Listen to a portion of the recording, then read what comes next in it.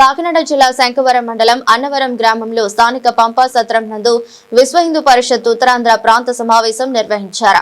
సమావేశంలో విశ్వ హిందూ పరిషత్ క్షేత్ర కార్యదర్శి తనికెళ్ల సత్య రవికుమార్, హైందవ శంకరావ కన్వీనర్ మాట్లాడుతూ ఈ సమావేశానికి ముఖ్య ఉద్దేశం హైందవ శంకరావం సభ నిర్వహించి 1 సంవత్సరం కాలమైందని, 5 లక్షల మంది ఎందుకు ఈ సభలో పాల్గొన్నారని, ఈ సభ ఎంతో విజయవంతమైందని తెలిపారు. ఈ సభ యొక్క ముఖ్య ఉద్దేశం ఆలయాల స్వయం ప్రతిపత్తిగా ప్రధాన ఉద్దేశంగా జరిగిందని ఆయన తెలిపారు. గ్రామాల్లో ఆలయాల్లో సామూహిక కార్యక్రమాలలో సత్సంగత్యాలలో పెద్ద సంఖ్యలో ఆలయాల స్వయం ప్రతిపత్తికి సంకల్పం చేయించామన్నారు. ఈ కార్యక్రమాలలో విహెచ్పి కేంద్రీయ కార్యదర్శి మరియు మందిర అర్చక పురోహిత ప్రముఖ శ్రీ అరుణ్ నేర్కి, ఉత్తరాంధ్ర అధ్యక్షులు వి వెంకటేశ్వరులు, ప్రాంతీయ కార్యదర్శి శ్రీ భూపతిరాజు సుబ్బరాజు, ఆర్ రవిశంకర్ పట్నాయక్, కాకినాడ జిల్లా అధ్యక్షులు రాజరాజేశ్వర, రుద్రశర్మ, అన్నవరం విశ్వ హిందూ పరిషత్ సభ్యులు, స్థానికులు తదితరులు పాల్గొన్నారు. మాకు సహాయ సహకారాలు అందించారు. వారు పేరున మన విశ్వ హిందూ పరిషత్ కాకినాడ జిల్లా తరఫున ప్రత్యేక ధన్యవాదాలు.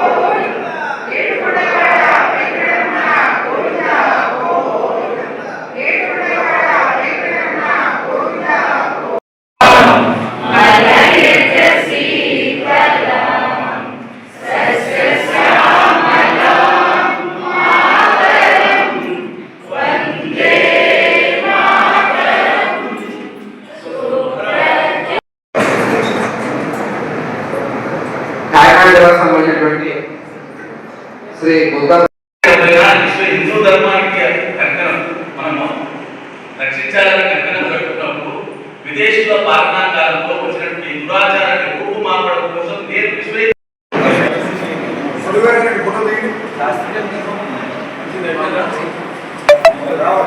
హిందూ సమాజం ముందు ఒక ప్రశ్న ఉత్పన్నమవుతుంది. కాబట్టి ఈ సభ నిర్వహణ ద్వారా మనం ఆశించింది, దానికి అనుగుణంగా మనం తీసుకున్నటువంటి కార్యాచరణ ఏమిటన్నది హిందూ సమాజం ముందు ఉంచడం కోసం ఈరోజు ఈ ప్రెస్ మీట్ ఏర్పాటు చేయడం జరిగింది. విశ్వ హిందూ పరిషత్తు గత 30 సంవత్సరాలుగా హిందూ దేవాలయాల స్వయం ప్రతిపత్తి కోసం అవిశ్రాంత పోరాటం చేస్తున్నది. అందులో భాగంగానే ఈ సభా కార్యక్రమం నిర్వహించడం జరిగింది. అయోధ్య ఉద్యమం ముందుకు రావడం కారణంగా కొంత సమయం దీనిని వెనకకు ఉంచి అయోధ్య ఉద్యమం కోసం పనిచేసింది విశ్వ హిందూ పరిషత్. ఇప్పుడు అయోధ్యలో ఆలయ నిర్మాణం పూర్తయింది కాబట్టి పూర్తి స్థాయిలో హిందూ దేవాలయాలకు దేశవ్యాప్తంగా స్వయం ప్రతిపత్తి కోసం పనిచేయడం జరుగుతుంది. అయితే ఈ సంవత్సర కాలం గడిచిన తర్వాత జరిగింది ఏమిటి అంటే 6 అంచెల్లో ఈ కార్యక్రమాన్ని విశ్వ హిందూ పరిషత్ తీసుకోవడం జరిగింది. మొదటి అంచెలో శక్తి ప్రదర్శన. ఇందాక నేను చెప్పినట్టు 5 లక్షల మంది హిందువులు ఒకే చోటకు వచ్చి ఒకే ఆశయంతో రాజకీయాలకు అతీత 2020 నుంచి 2024 వరకు కూడా ఆంధ్రప్రదేశ్లో 250 హిందూ దేవాలయాల మీద దాడులు జరిగాయి. ఆ 250 దేవాలయాల మీద ఎవరైతే దాడులు చేశారో వాళ్ళని పట్టుకోవడం కానీ వాళ్ళని శిక్షించడం కానీ, అటువంటి దాడులు జరిగినప్పుడు వాళ్ళని ఎవరైతే దాడులు చేస్తున్నారో వాళ్ళని హెచ్చరించడం కానీ అటువంటిది ఏది కూడా జరగలేదు.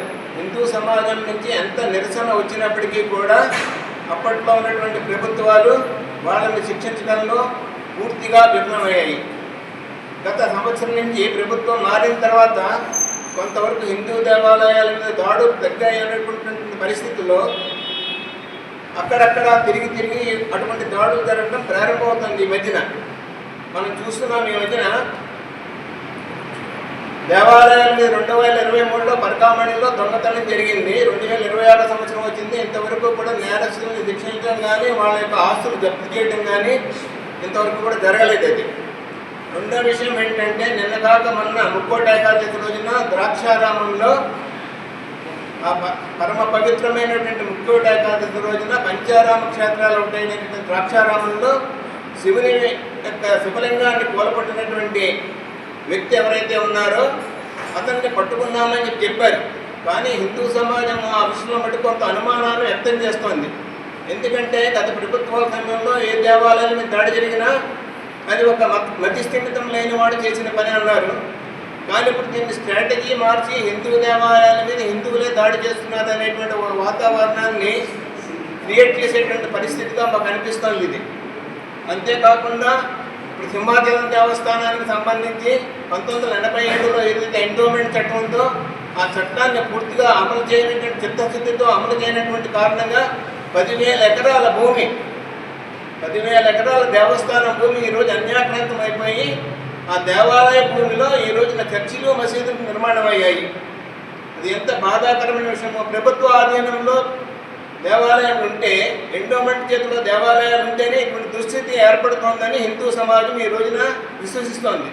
అందుకనే మేము హిందూ సమాజం జాగృతం చేసే కారణం ఏంటంటే గత సంవత్సరంలో జనవరి 5వ తారీఖున జరిగినటువంటి హైందవ శంకారంలో మేము డిమాండ్ చేసింది ఏంటంటే హిందూ దేవాలయాలు హిందువులకే ఇవ్వాలి, మేమే నిర్మించుకుంటాము. చర్చిలు మసీదులు ఏ విధంగా అయితే నిర్మించుకుంటున్నారో హిందూ దేవాలయాలు కూడా మేమే నిర్మించుకుంటాము అనేటువంటి డిమాండ్ చేస్తున్నాము.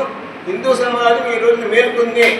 ఎక్కడ ఏ రకమైనటువంటి హిందువుల మీద కానీ హిందూ దేవాలయాల మీద ఎటువంటి దాడులు జరిగినప్పటికీ కూడా దాన్ని ప్రతిఘటించడానికి సిద్ధంగా ఉందనేటువంటి విషయము ప్రభుత్వాలు, దేవాలయ పాలక మండలి, ఎండోమెంట్ బోర్డు అందరూ కూడా గ్రహించాలని